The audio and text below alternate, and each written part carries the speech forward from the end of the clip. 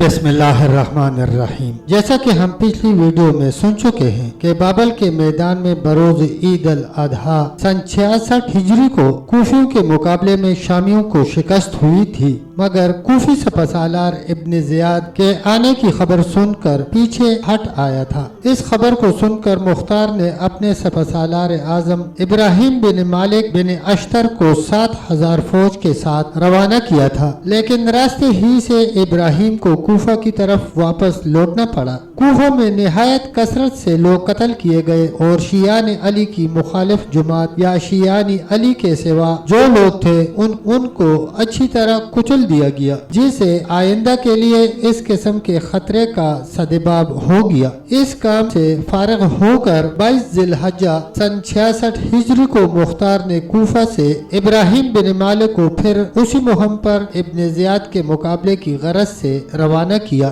اس مرتبہ چونکہ کوفہ کی بغاوت کا کوئی خطرہ قطعاً باقی نہ رہا تھا اور لوگ بہت زیادہ خائف ہو چکے تھے، لہذا ابراہیم کے ساتھ تمام بڑے بڑے سردار اور بہادر لوگ بھیج دیے گئے اور ساتھ ہی وہ تابوت بھی بھیجا گیا جس میں وہ کرسی رکھی ہوئی تھی۔ اس تابوت کے بھیجنے سے مدعا یہ تھا کہ فوج کو پہلے ہی اپنی فتح کا یقین ہو جائے۔ ابراہیم نہایت تیزی سے سرحد عراق کو عبور کر کے حدود موصل میں داخل ہوا، جہاں عبید اللہ بن زیاد عبد الملک بن مروان کی طرف سے بطور گورنر مامور تھا۔ عبید اللہ بن زیاد اس لشکر کے آنے کی خبر سن کر موصل سے روانہ ہوا اور نہر خارس کے متصل دونوں لشکر ایک دوسرے کے سامنے خیمہ زن ہوئے۔ رات بسر کرنے کے بعد نماز فجر پڑھتے ہی دونوں لشکر ایک دوسرے پر حملہ آور ہوئے۔ بڑی سخت و خونریز جنگ ہوئی۔ اول کوفیوں کی طرف آثار ہزیمت نمایاں ہوئے، مگر ابراہیم بن مالک کی جرات اور استقامت سے کوفیوں کے پاؤں جم گئے۔ دونوں طرف کے سرداروں نے بڑی بڑی بہادریاں دکھائیں۔ آخر لشکر شام کو شکست ہوئی اور ان کا سپاسالار اعظم عبید اللہ بن زیاد بھی مارا گیا۔ عبید اللہ بن زیاد کے ساتھ شامیوں کا دوسرا زبردست سردار حسین بن نمیر بھی شریک بن جریر تغلمی کے ہاتھ سے مارا گیا۔ لڑائی کے ختم ہونے اور شامیوں کے مقتول و مفرور ہونے کے بعد ابراہیم بن مالک نے کہا کہ نہر کے کنارے علم کے نیچے میں نے ایک شخص کو قتل کیا ہے جس کے لباس سے مشک کی خوشبو آ رہی تھی۔ میری تلوار نے اس کے 2 حصے کر دیے ہیں، جا کر دیکھو کہ وہ کون شخص تھا۔ لوگ اس کی طرف گئے اور دیکھا تو معلوم ہوا کہ وہی عبید اللہ بن زیاد ہے۔ چنانچہ اس کا سر کاٹ کر جسم کو جلا دیا گیا۔ فتح کی خوشخبری کے ساتھ عبید اللہ بن زیاد کا سر بھی مختار کے پاس کوفہ کی جانب روانہ کیا گیا۔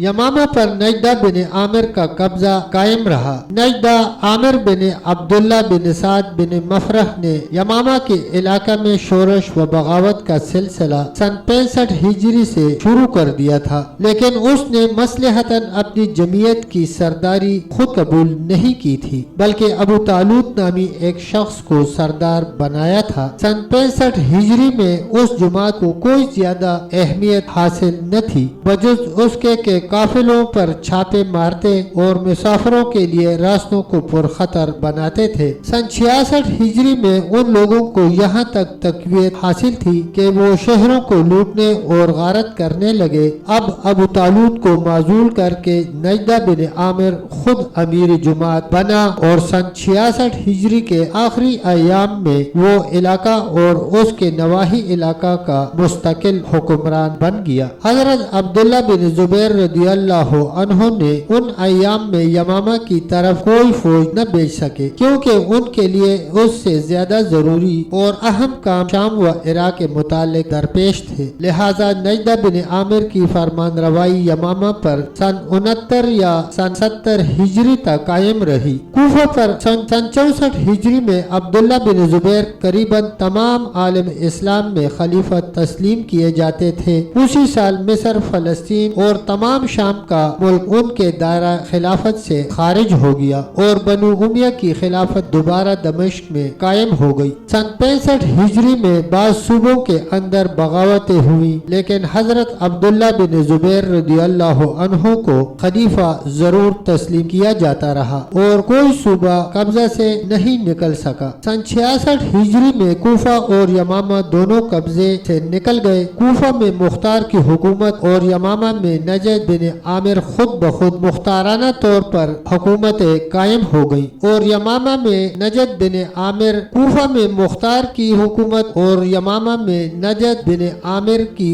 हुकूमतें खुद बखुद मुख्ताराना तौर पर कायम हो गयी। बसरा को हरस बिन रबिया ने और फारस को महलब बिन अबी सफरा ने संभाले रखा और खवारिज के फितनों को सर उबारते ही दबा दिया। मुख्तार की तरफ से बसरा पर डोरे डाले जा रहे थे और बसरा में अब्दुल्ला बिन मतीस साबिक गवर्नर कूफा और उमर बिन अब्दुर्रहमान और नामजद शुदा गवर्नर कूफा भी मौजूद थे। उन दोनों को अब्दुल्ला बिन जुबैर रदियल्लाहु अन्हु से शर्मिंदगी थी, इसलिए बसरा में उन दोनों की मौजूदगी मुअज्जब खतरा भी हो सकती थी कि कहीं किसी साजिश में शरीक न हो जाए। जब हजरत अब्दुल्ला बिन जुबैर से ये सुना कि उबैदुल्ला बिन जियाद इब्राहिम बिन मालिक के मुकाबले में मकतूल हो चुका है, तो उनको अहले शाम और अब्दुल मलिक बिन मरवान की तरफ से तो गोना इत्मीनान हुआ कि उनकी ताकत को एक बड़ा सदमा पहुंचा था और वो जल्द हिजाज पर हमला